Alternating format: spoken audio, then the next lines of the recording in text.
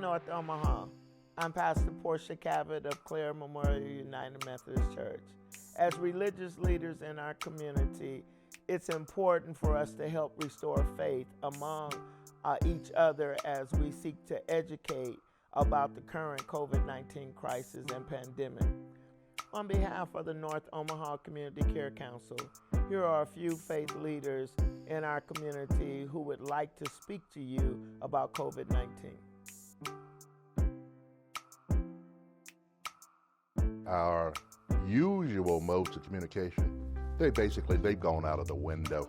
And that's because face-to-face communication is just not possible the way it was pre-pandemic. Fortunately, as God would have it, we had some members who were familiar with the basics of Facebook Live. And so it represented quite a challenge to us in terms of learning. And then, of course, there was the threat of the disease itself. Every Monday, I send out an email blast to all of the members of my congregation. And essentially, not only do I bring them up to date on what's going on in the church and in the community, but we also give them important information about COVID. We've been doing this since COVID really hit in the early parts of 2020. This pandemic has made it challenging in order to reach the congregation, especially those that were not tech savvy. During the early days, about the first 6 or 7 months, we offered food, we offered meals every Wednesday. As we saw a need for fresh vegetables, for fresh food, we connected with the pantry at Clare Memorial United Methodist Church.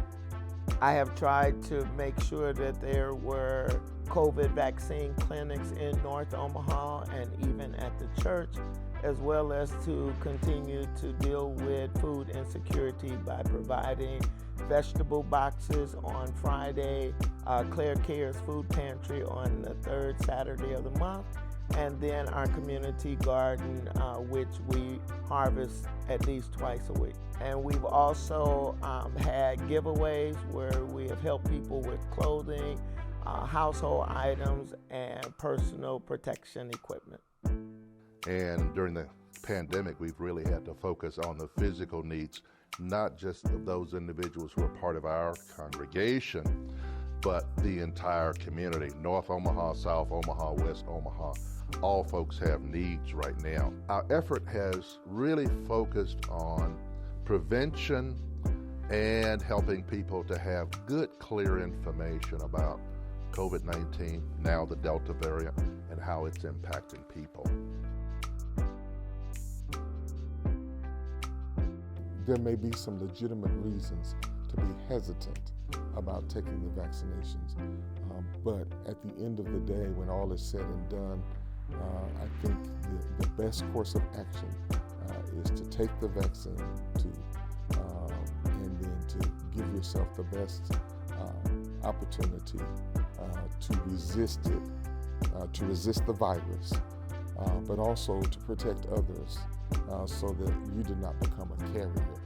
I know that there are a number of individuals who are my color, African Americans, who will talk about the Tuskegee experiment. Yes, there have been instances where black folks have been mistreated. But the fact of the matter is, black folks were a part of the testing. They were part of the test groups as the viruses, should I say, as the vaccines were being developed. And I'm a firm believer that the vaccine works. I stepped up to the plate and said, hey, I'll take my shot. That was back in January. I had a little bit of discomfort, but I did not get the virus. If you have no other person to talk to your doctor. Ask your doctor, did I get the vaccine or not? I think you'll get a good answer.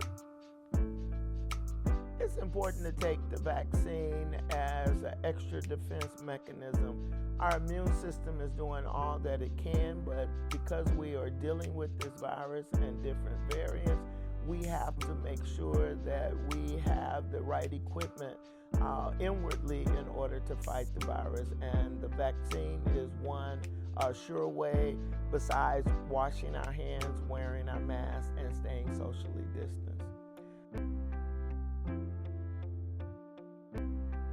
I would say to love one another as the Lord has loved us, and by loving ourselves that we would show that same love to our family, to our friends, and to our neighbors as we seek to be healthy by practicing safe measures of wearing our masks, washing our hands, and practicing social distancing. And God is still speaking to us. I might be different from other pastors and preachers when I say this. I ask, are we really listening to the message that God is communicating to us? Are we really paying attention to what God is saying? And so the words that I offer are words of challenge. And I want you to stop and think and reflect on what you have learned in this season of pandemic.